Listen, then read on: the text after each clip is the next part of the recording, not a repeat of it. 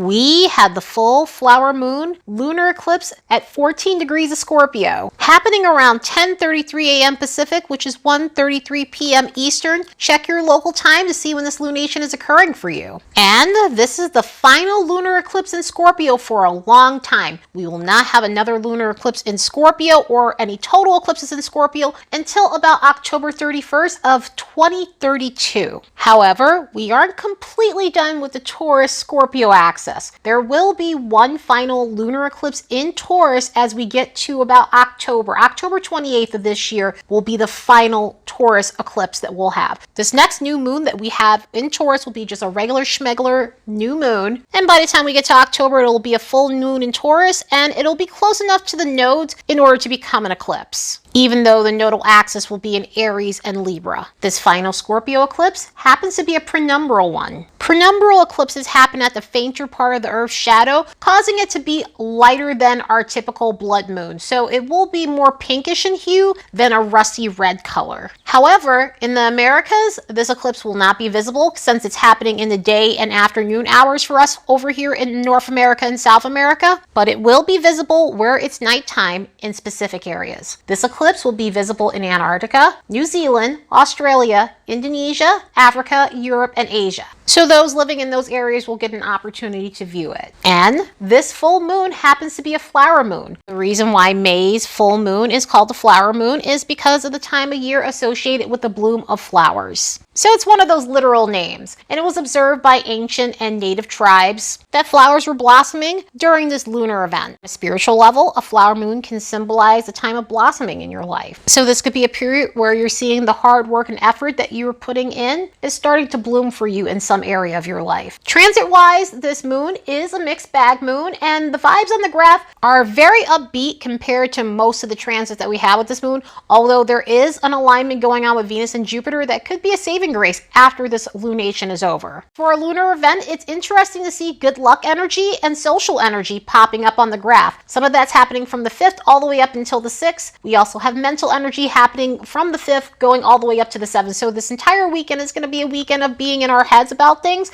maybe in some intense ways, but also coming up with some alternative solutions to complex problems that we have in our life. Also, there's a smidge of romantic energy on the 5th, mixed in with a little bit of emotional sensitivity, a smidge of ambition, and a little bit of solitude. So even though this is an eclipse in Scorpio, we have some really jolly vibes surrounding it, which is generally not said in the same sentence with these types of lunar events. And now for the fun part, the disclaimer I always do when I'm reading eclipses. If you listen to me normally with new and full moons, I read those very differently than I do eclipses, and that's for very crucial reasons. Eclipses are high octane, highly charged up new and full moons, making them energetically unpredictable. And this is because it is a changing of the light of luminaries. There is disruption to the light of the sun and moon during these eclipses. So in a lot of ways, it's like a system update. When we have a system update, a new patch for the software that we're running on, or something to fix a bug or glitch for the script that we're running on, what we need to do is power down our computer and then boot it back up. And when we do that, it changes the current coding that we're running on, revealing a more updated version of our software or our operating systems. So eclipses are meant to remove kinks, bugs, glitches, and whatever else type of error codes that we might be running on. And for that reason, it's not wise to manifest during these events.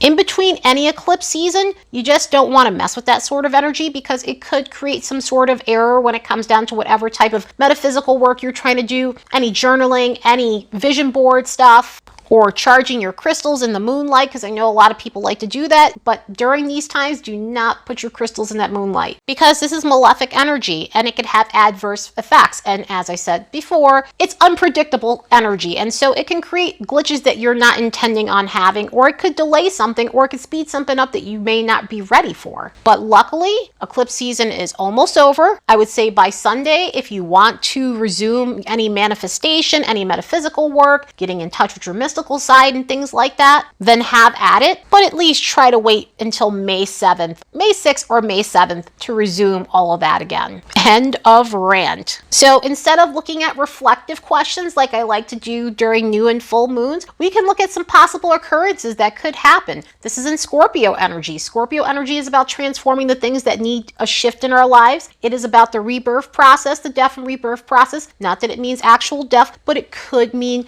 eliminating, purifying, or shedding off parts of yourself that are no longer viable in favor of regenerating to something healthier and stepping into your personal power. And it's about looking at the parts of life, our scenarios, situations, and ourselves that might be unappealing and scary in some sort of way, and resolving those things and seeing the truth for what it is, so that way we can have a fulfilling life. So under this influence, if you're being aspected by this lunation, this could be about shifting from an old form that prevents you from ascending to something new in your life. It could be a time where you're finding yourself cutting off situations that are turbulent for you. So that could be about breaking old routines, patterns, relationships that you've been in, the relationship you have with yourself, and other things that create chaos in your life. Energetically, this could be a time where you're setting spiritual boundaries to keep your vibes safe. Scorpio connects us with the unseen. It connects us with our occult energy. It connects us with our metaphysical energy. And so this could be a time where you are looking to create that sort of boundary, so that way if there aren't certain interferences. This could be dealing with people. Maybe you're sensitive to vibes of other people and you're picking it up in a spongy sort of way, and so you're wanting to put some sort of barrier up so that you're not feeling other people's energy and emotions.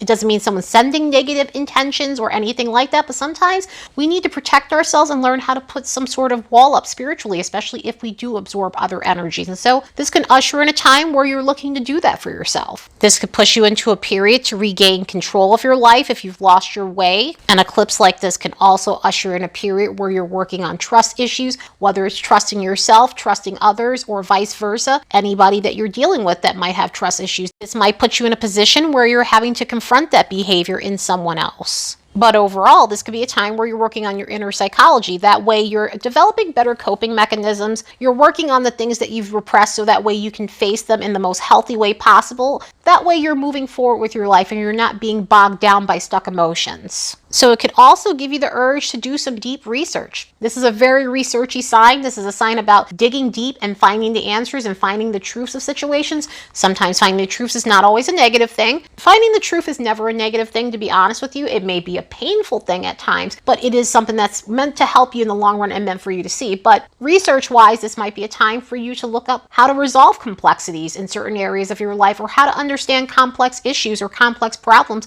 or something to do with research about universal truths. But overall, the Scorpio eclipse is a time to detox from what's destructive in your life so you can purify your soul and step into your Phoenix energy. Let's look at these transits and see what we can expect from this lunar event.